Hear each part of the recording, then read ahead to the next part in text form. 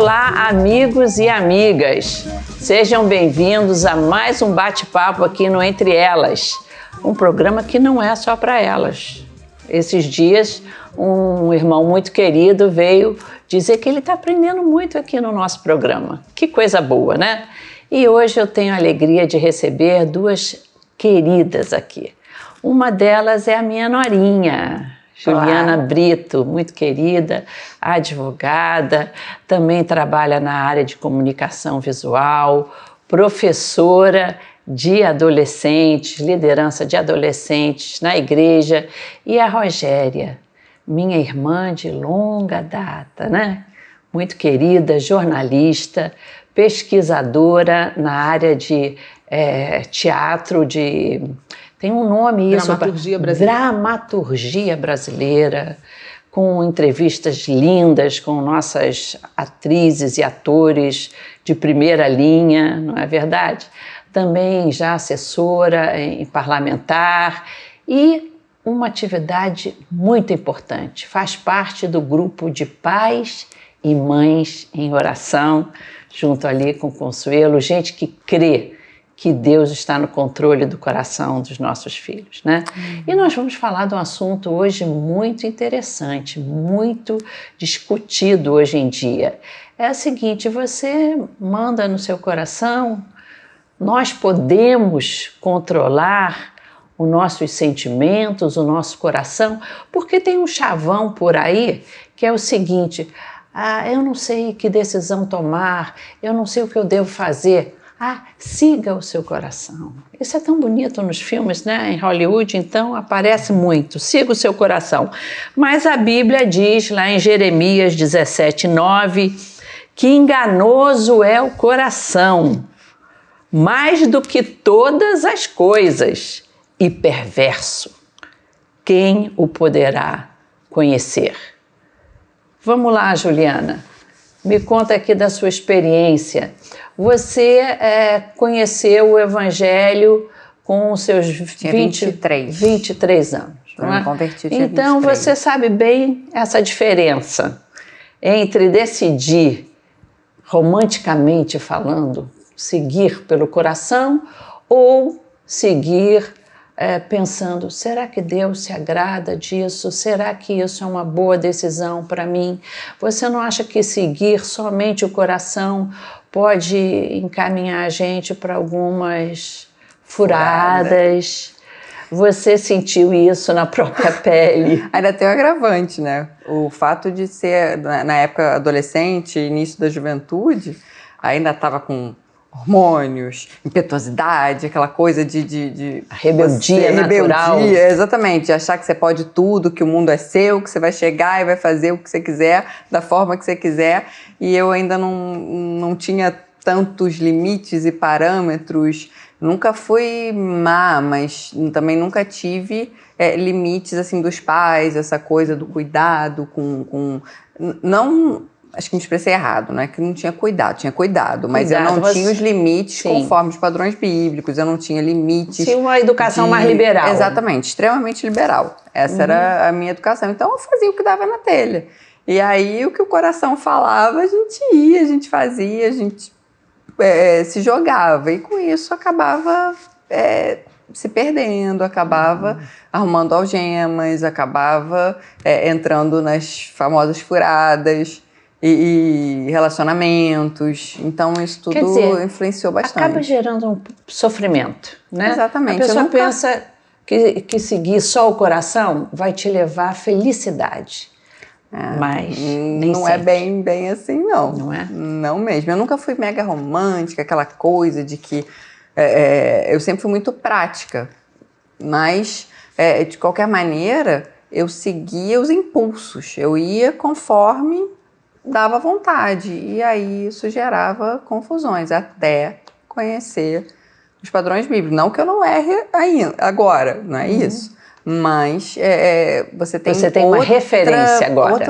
Outro tipo de relação com a vida, né? Eu acho que com tudo, não só a relação amorosa, mas a sua relação com o próximo é bem diferente. E hoje, você não acha que ter essa referência bíblica nessas escolhas poupa as mulheres e os homens de muito sofrimento, de muita dor de cotovelo. Eu acho que a gente, assim, dor de cotovelo, acho que você vai tendo a Bíblia. Não. Eu acho que evita você de ter relacionamentos, por exemplo, tóxicos, relacionamentos que vão só te fazer mal, eu acho que ajuda você a ter um padrão por exemplo, de análise, né? Mais concreta, mais real, sem você ficar se ludibriando por coisa, talvez mude depois, talvez não. Eu acho que isso eu acho que ajuda a gente a ter um padrão. O que é um homem bom para mim? O que eu quero num homem? Eu quero um homem segundo a Bíblia. Eu quero um homem que vá me fazer feliz da forma como a Bíblia ensina. Na grande maioria dos casos, esse homem, se não estiver fingindo, ele realmente vai te fazer feliz. Com certeza. Se ele me amar como Cristo ama a igreja, não tem furada, não tem erro. Já é padrão top. Já é padrão top. Você comentou uma coisa interessante. Quando você vai pelo seu coração, você tem consequências, né? Sim, a questão são as consequências, porque toda ação tem uma reação. Se você faz uma coisa deliberadamente, você vai colher o fruto daquilo. Mas com certeza. Eu colhi muitos frutos que hoje têm cicatrizes, né? Com certeza.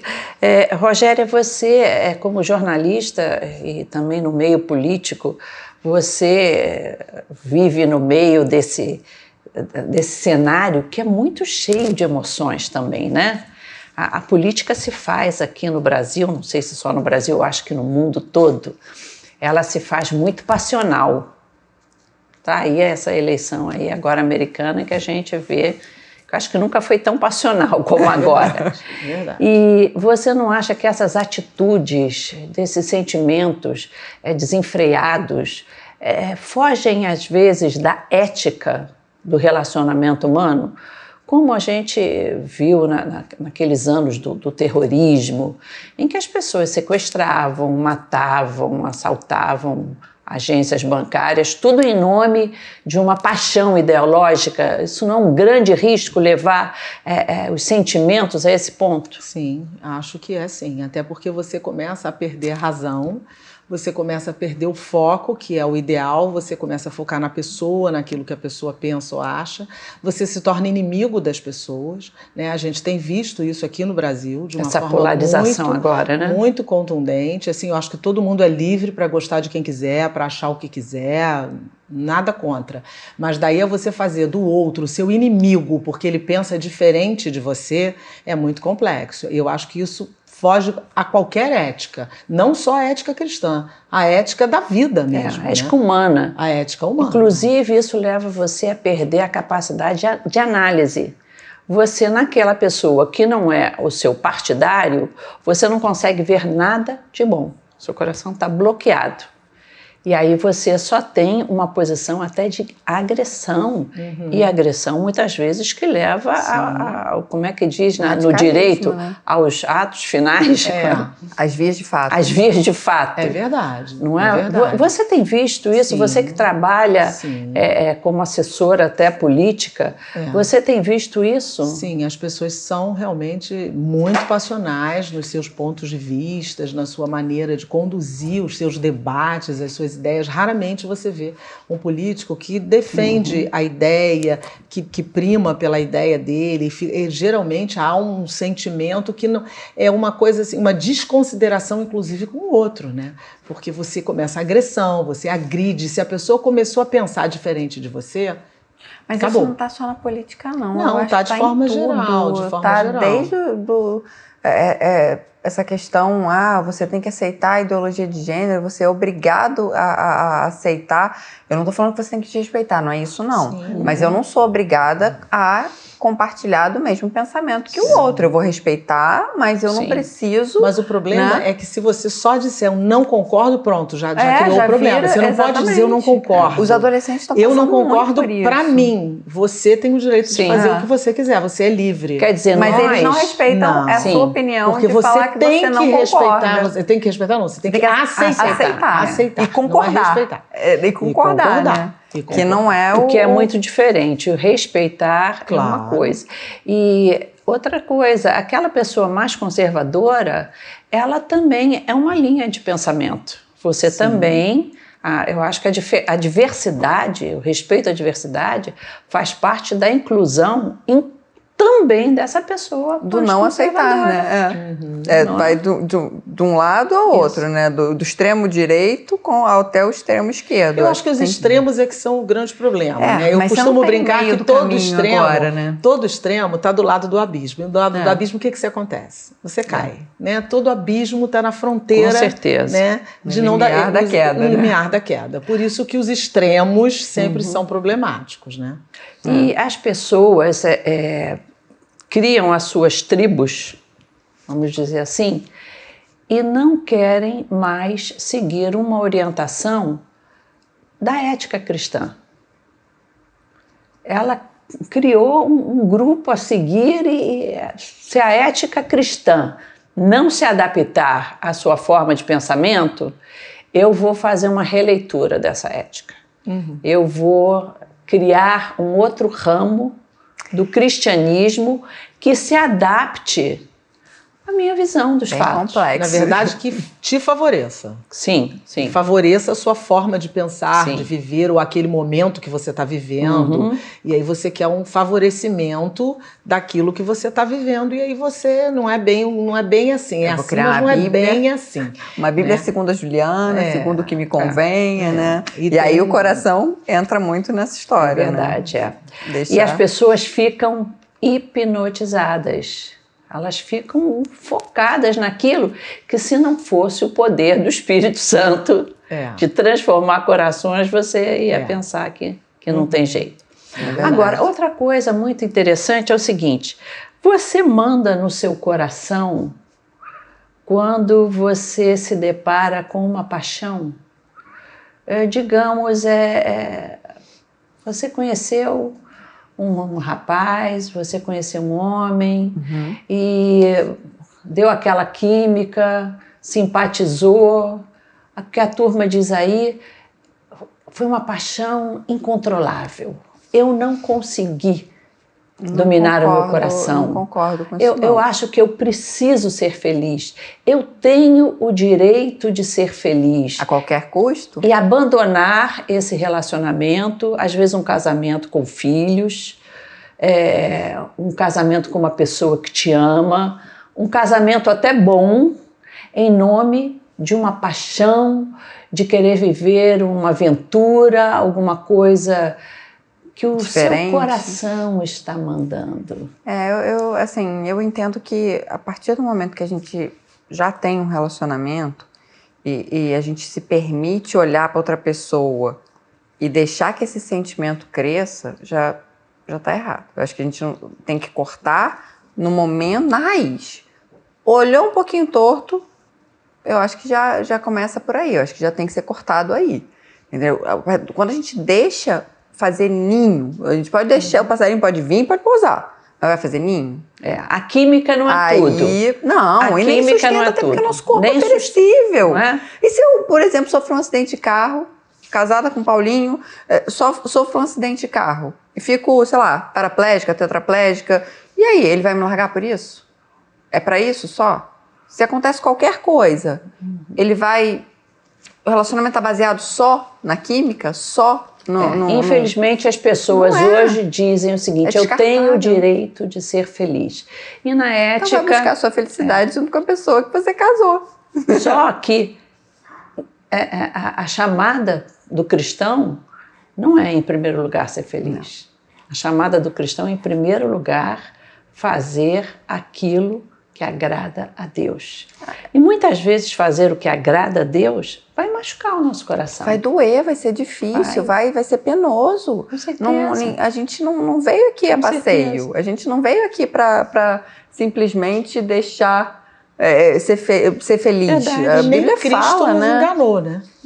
Enganou por quê? Não, nem Cristo nos enganou. Ao contrário, entendi errado. Nem Cristo nos enganou, ele nunca disse que seria fácil. Não, e ele falou. E ele abraçou a cruz, mesmo sabendo todo o sofrimento. Disse isso, vocês vão ter aflições. Então, exatamente, isso, por exemplo, ele foi bem claro. Esse exemplo do ninho, isso é uma aflição que você passa. Você Exatamente. vai ter aflição, é uma aflição, mas você pode sair dela. Eu acho que Com o certeza. casal, se for nesse caso de um relacionamento, buscar os dois juntos, corrigir. Eu sinceramente não acredito mais em casamento que não tem salvação. Com algumas experiências que a gente tem tido aqui de testemunhos, eu não acredito mais nisso. Antes eu realmente acreditava que chegava uma hora que não tinha mais jeito. Mas hoje eu creio que isso não existe mais. Hoje eu realmente creio Mas para que... isso as pessoas precisam querer. Ah, sim, Sim, óbvio. sim. Não Deus dá não pra... vai impor a Não, você não vai. que você faça Com isso. Ele te certeza. diz o que você A tem que gente tem que fazer. buscar. Você obedece se você quiser. Mas Nosso uma manual tá aqui, característica do cristão é que o cristão tem a sua vontade Sim. submissa à À vontade de Deus. Deus. Essa é a É característica. verdade. Eu não sou dona do meu nariz. Minha vontade está submissa a Deus. Rogéria, a gente escuta também aí muito um chavãozinho aí no meio evangélico. Deus falou no meu coração. Então eu vou fazer isso, eu vou tomar essa atitude ou aquela porque Deus falou ao meu coração. Que história é essa? Você já passou por uma experiência desse tipo? Como é que você fez esse discernimento? Será que são os sentimentos da Rogéria? Será que é uma orientação de Deus? Eu acho que a gente volta para o versículo que você usou no início, que o nosso coração é enganoso, para começar a conversa. E segundo, Deus falou ao meu coração, sim, mas o que Deus te falou está na palavra de Deus? Se o que Deus te falou está na palavra dele, Deus pode ter te falado. Agora, se não está, Deus não te falou. Você pode até fazer, você pode criar argumentos, porque a gente tem argumentos inteligentes. Normalmente, quando são a nosso favor, principalmente. É verdade, Então, nós temos argumentos muito inteligentes e muitas vezes até bíblicos. Né? Assim, isoladamente. Você pega um versículo. Né? Sim, não, você pega as coisas meio isolado, um versículo daqui, outro dali, aí você tenta fazer uma junção sem pé nem cabeça, mas, enfim. Mas Deus falou ao seu coração. O que ele te falou está na Bíblia, porque eu acho assim, pode ser que eu esteja errada, mas eu aprendi isso com os meus pastores a vida inteira aqui. Acho que nem profeta que te diga diferente do que está na Bíblia. Não, tá errado. Exatamente. Não existe isso. Não existe. Não existe. A própria Bíblia te diz isso, que você tem que julgar a profecia, você não tem que julgar o profeta, mas você tem que julgar a profecia. Essa profecia é bíblica? O que essa pessoa está te falando está na Bíblia? Então, assim, né, até que ponto você pode confiar no seu coração? Deus me falou, ok, então começa a pensar, Deus falou, está na palavra de Deus? A nossa tendência é se enganar, né? Se enganar e se favorecer. Não, e se favorecer. Claro. A gente sempre arranja muitas desculpas inteligentes, muitas vezes, para a gente se auto-enganar e fazer o que a gente quer fazer. Fácil, né? É do ser humano, todo né? mundo quer fazer o que quer. Você vê até nas criancinhas pequenas, né? Quando a gente pega eles assim, aprontando alguma, na hora eles dão uma desculpa assim, né? Mas eu não queria fazer isso, eu só estava fazendo porque alguém mandou, né? Já vai... Então, Rogéria, você acha que o que protege o nosso coração do engano é a palavra de Deus? Para mim é. Para mim é a palavra de Deus. Se a Bíblia é de fato a sua conduta, a sua forma de viver, se você entende, porque a Bíblia ela não contém a palavra de Deus, a Bíblia é a palavra de Deus. É uma diferença muito grande, porque tem muita gente que... Você crê na Bíblia, creio, mas crê até a página 3. Depois ela não crê mais, porque se tem alguma coisa que está em desacordo até com o seu pensamento... Até outras religiões usam a Bíblia, né? Sim, mas se está em desacordo, você já não crê mais. Então, assim, se você diz que a Bíblia crê na Bíblia, a Bíblia é a palavra de Deus, então se está fora daí, Deus não pode ter te falado. Então, ótima maneira de proteger o nosso coração do engano é estar afinado com a Bíblia. E uma outra coisa que eu acho também, a Bíblia também fala sobre os conselhos. Assim, se você tem dúvida, eu acho que você tem pastores que você confia, se você se congrega, se você está numa igreja. A importância da igreja é formidável nesse sentido. Nesse sentido, porque aí se você está numa igreja que você confia, que você amigos conhece, de oração, que é bíblica, sim, é? partindo desse princípio, que você está convivendo com pastores sérios, com pessoas que realmente são homens e mulheres de Deus, você vai ter nessas pessoas, inclusive, um balizamento para esse pensamento. Isso é de Deus, isso não é de Deus. Essas pessoas podem te ajudar. Né? E a Bíblia fala sobre isso. É importante isso, né? Muito. Amigos de oração. Claro, até porque às vezes você até sem maldade, pode até estar achando que não, realmente isso tem a ver, né? Eu acho que isso tem sentido, mas se você está na dúvida, se você não tem certeza, procura um pastor, uma pastora. Tem sempre uma luzinha que sempre vai ali, ter, né? Tem sempre o próprio Espírito Santo é essa luzinha, exatamente. É essa luzinha. Por isso que não siga o coração, viu? Submete a Deus. Eu acho que o Senhor foi maravilhoso, Deus foi maravilhoso quando nos deu os 10 mandamentos. Ele me protegeu de mim mesma, porque teria horas, né? Não é sempre que eu sinto vontade de matar alguém, não, tá? Assim, só de vez em quando. Sabe aquela horazinha que você, meu Deus, dá vontade de matar. E não é marido também não, tá? Esse é muito querido. Mas os 10 mandamentos estão lá, não matarás. Por quê? Porque de vez em quando a gente ia sentir vontade de matar alguém. A gente fala assim brincando, mas tem pessoas que são profundamente ultrajadas, que veem filhas, às vezes, abusadas sexualmente, humilhadas, e vem aquele sentimento da vingança, mas está lá Deus nos protegendo. Não cobiçarás as coisas do próximo, porque de vez em quando a gente cobiça as coisas do próximo, mas ele protege. Nossa natureza é ruim, né? Ele protege os nossos sentimentos. Os nossos sentimentos precisam ser protegidos por Deus. Isso é formidável. Por isso a gente chega à seguinte conclusão aqui nesse papo: nem todo amor vale a pena. Não mesmo. Isso aí a gente concorda, né? Nem todo amor vale a pena. A gente sabe que vai ter amor que vai te prejudicar, que vai ter... Não é nem só o amor, né? As atitudes passionais vão te prejudicar, vão te levar a consequências que depois você vai se arrepender. Mas então, a modernidade está dizendo aí que todo amor vale a pena. Nem todo amor vale a pena. Não é isso que a palavra nos ensina, né? Se estiver fora da orientação de Deus, fora dos relacionamentos amorosos, fora dos princípios bíblicos, não valem a pena, não são aprovados por Deus e terão suas consequências, sem dúvida nenhuma.